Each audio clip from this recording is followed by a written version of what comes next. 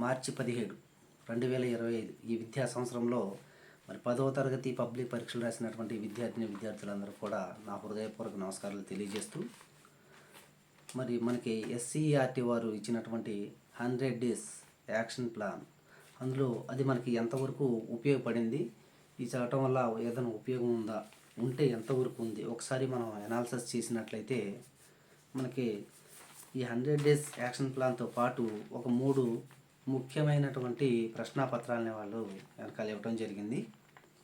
So ఇవి చదివితే మంచి మార్కులు వస్తాయి అని చెప్పేసి వారు తెలియజేయటం జరిగింది. అయితే మంచి నైపుణ్యం కలిగినటువంటి ఉపాధ్యాయుల చేత ఈ యాక్షన్ ప్లాన్ని తయారు చేయించడం జరిగింది.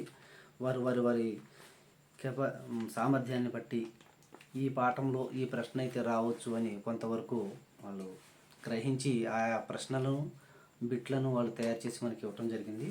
అందులో ఒకసారి మనం చూసినట్లయితే మొదటి కాలాంశం చూసినట్లయితే అవగాహన ప్రతిస్పందన. ఈ అవగాహన ప్రతిస్పందనలో క్రింది పరిచిత పద్యాలను చదివి ఇచ్చినటువంటి ఒక ప్రశ్నలను జవాబు రాయండి అన్నారు. ఒక పద్యం ఇచ్చారు, 4 ప్రశ్నలు ఇచ్చారు, 4 ప్రశ్నలకి జవాబు రాయండి అని చెప్పేసి ఇచ్చారు. అలాగా 2 పద్యాలు పరిచిత పద్యాలు ఇచ్చారు. ఆ 2 పద్యాలు కూడా మనకి ఇచ్చినటువంటి ఈ 3 ప్రశ్నాపత్రాల్లోనే ఉన్నాయి. అంటే ఇక్కడ విద్యార్థి 8 మార్కులు సంపాదించుకోవచ్చు అనమాట ఈజీగా. అదేవిధంగా చూసినట్లయితే రెండవ కాలం చూసినట్లయితే ఈ క్రింది పరిచిత గద్యాన్ని చదివి ఇచ్చిన ప్రశ్నలు జవాబు రాయండి అన్నారు. ఇక్కడ సాహిత్యానికి సంబంధించి కూడా నాలో బాల్యంలోనే బీజాలు పడ్డాయి అనేటువంటి ఒక ప్యారాని ఇక్కడ ఇవ్వటం జరిగిందనమాట. సో 10వ తరగతికి వచ్చాడు అంటే విద్యార్థి కంపల్సరీ ఒక ప్యారా చదవాలి, అవగాహన చేసుకొని అందులో ఇచ్చినటువంటి ప్రశ్నలకి జవాబు వ్రాయగలగాలి.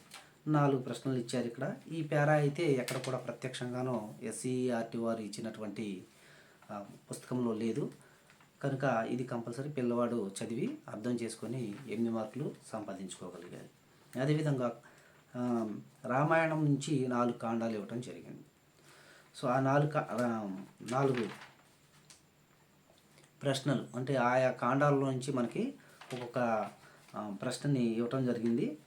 అందులో ఇచ్చినటువంటి అంశాన్ని ఆధారంగా అది ఏ కాండంలో నుంచి వచ్చిందో అది కంపల్సరీ గుర్తించి విద్యార్థి రాయాలన్నమాట. అలాగా ఎస్సీఆర్టీ వారు ఇచ్చినటువంటి దాంట్లో ఇవి ఏవి కూడా కంపేర్ అవ్వలేదు కనుక విద్యార్థి సొంతంగా ఆ రామాయణంలోని అంశాలన్నీ కూడా చదివి చక్కగా వాళ్ళు ఆన్సర్ చేయవలసిన అవసరం ఉందన్నమాట.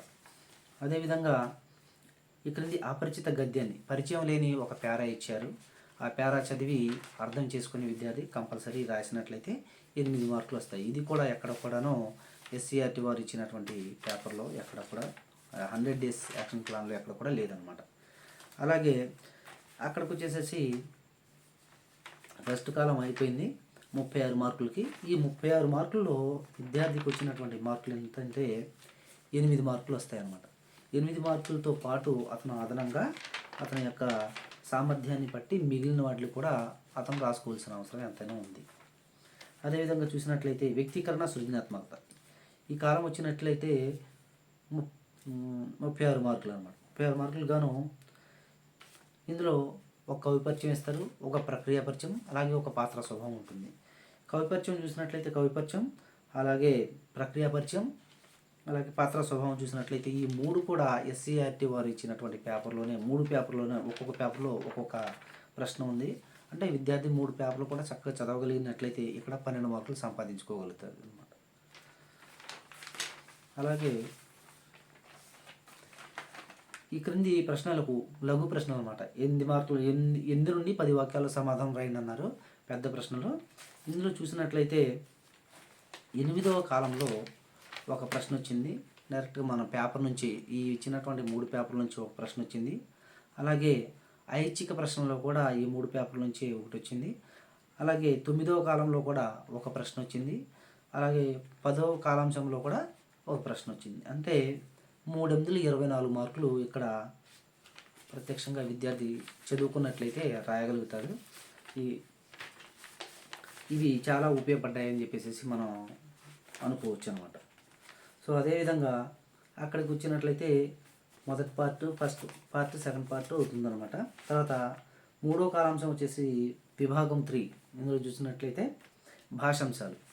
ఈ భాషాంశాల్లో 32 మార్కులు అనమాట. 32 మార్కులు విద్యార్థికి ఎన్ని వచ్చాయని చూసినట్లయితే 11వ కాలాంశం వచ్చేసేసి అలంకారాన్ని గుర్తించటం. ఈ అలంకారాన్ని గుర్తించడంలో డైరెక్ట్గా ఈ ఇచ్చినటువంటి 3 పేపర్లోనే ఈ అలంకారము ఉంది. అలాగే 12వ కాలాంశం లేదు, 13 కూడా రాలేదు, 14 లేదు. అలాగే 14వ కాలాంశం వచ్చేసరికి ఈ బిట్టు మిగిలిన ఈ 3 పేపర్లో కాకుండా ఎస్సీఆర్టీ వారు ఇచ్చినటువంటి యాక్షన్ ప్లాన్లో అన్నీ చదివినట్లయితే కంపల్సరీ అది రాయగలుగుతారు. అలాగే 15వ కాలాంశం కూడా అంతే. అలాగా వెరిసి చూసినట్లయితే మొత్తం రమారమి 48 నుంచి 50 మార్కులు ఈ ఎస్సీఆర్టీ వారు తయారు చేసినటువంటి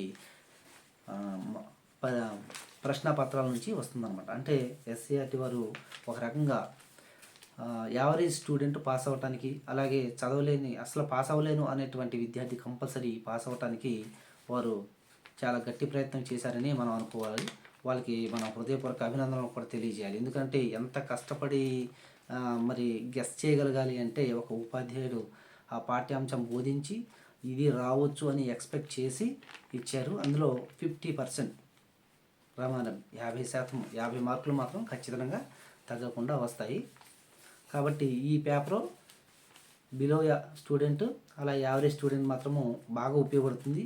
అలాగే బ్రైట్ స్టూడెంట్ మాత్రము ఈ పేపర్తో పాటు మన ఉపాధ్యాయులు చెప్పినటువంటి పాఠ్యాంశాలు, అలాగే నోట్స్ అన్నీ కూడా, అలాగే పాఠం వెనకాల ఉన్నటువంటి కాలాంశాలు బిట్లు కానీ భాషాంశాలు మొత్తం చదవాలి. అలా చదివినట్లయితే 98 మార్కులు మాత్రం రాయగలుగుతారు. పేపర్ ఓవరాల్గా పేపర్ చూసినట్లయితే నేనైతే మా పిల్లలకి రాగానే మొత్తం ప్రశ్నలు అడగటం జరిగింది. ముందుగా భాషాంశాల్లో ఉన్నటువంటి 32 మార్కులు మొత్తం అడగటం జరిగింది. మాకున్నటువంటి ఒక 7-8 మంది పిల్లలు ఉన్నారు బ్రైట్ స్టూడెంట్స్. ఆ 7-8 మందికి కూడా ఇండివిజువల్గా ఒక్కొక్కరిని నేను రాగానే అడగటం జరిగింది. ఆ 7-8 మంది కూడా మొత్తం 32 మార్కులకి 32 మార్కులు బిట్లు చెప్పగలిగారు అనమాట. సో దానికి నేను చాలా సంతోషపడ్డాను.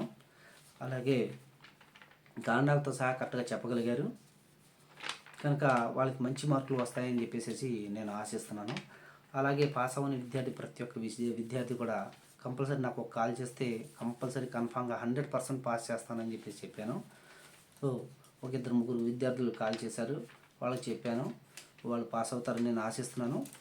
అలాగే ఎస్సీఆర్టీ వారికి మాత్రము ప్రత్యేక ధన్యవాదాలు తెలియజేసుకోవాలి. ఎందుకంటే ఎంతో కష్టపడి ఈ యాక్షన్ ప్లాన్ని వారు తయారు చేయడం జరిగింది. అదేవిధంగా విజయకేతనంలో బిట్లు వచ్చాయి. అలాగే కొన్ని ప్రశ్నలు కూడా అందులో నుంచి కూడా మంచి మార్కులు సాధించగలిగారు.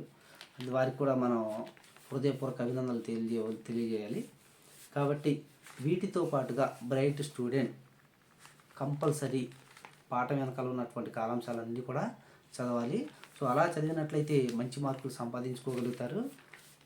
కనుక ప్రతి ఒక్క విద్యార్థి వీటితో పాటు అయితే ఈ 3 ప్రశ్నాపత్రాలు మాత్రమే చదవటం కాదు, ఈ 3 ప్రశ్నాపత్రాలతో పాటు ప్రతి పాఠ్యాంశంలో ఇవి చదివితే మీకు రావచ్చు అనే ఉద్దేశంతో ఏవైతే ఇంపార్టెంట్ బిట్లున్నాయి, అలాగే ప్రశ్నలు ఉన్నాయి, ఇవన్నీ కూడా చదువుకోవాలి. అన్నీ చదివినట్లయితేనే మంచి మార్కులు వస్తాయి. అంతేగాని నేను 3 పేపర్లు చదివాను సార్, నాకు 80 మార్కులు వస్తాయి, 90 మార్కులు వస్తాయి అని చెప్పేసి చదివాను సార్ కానీ అంత రాలేదు అంటే ఇలా రావు. ఎందుకంటే ఎంతవరకు ఎక్స్పెక్ట్ చేస్తారంటే ఎంత గొప్ప ఉపాధ్యాయుడైనా సాధ్యమైనంత వరకు ఒక 80-90% మాత్రమే ఎక్స్పెక్ట్ చేయగలుగుతారు, వాటిని గ్రహించి రాయగలుగుతారు. అంతేగాని 100% మాత్రం మనం ఎక్స్పెక్ట్ చేయలేం. కనుక ప్రతి ఒక్క విద్యార్థి కూడా వీటితో పాటు ఇవి మాత్రం చాలా చాలా చాలా చాలా ఉపయోగపడ్డాయి. వీటితో పాటు మిగిలిన బుక్ కూడా చదవాలని అందరూ కూడా తెలియజేస్తూ, సో మంచి మార్కులతో ఇక రాబోయే పరీక్షలన్నీ కూడా చక్కగా రాసి మంచి మార్కులు సాధించి మంచి ఉన్నత స్థితిలో ఉండాలని అందరికీ ఆశిస్తూ అందరికి కూడా నా హృదయపూర్వక ధన్యవాదాలు తెలియజేస్తూ ముగిస్తున్నాను.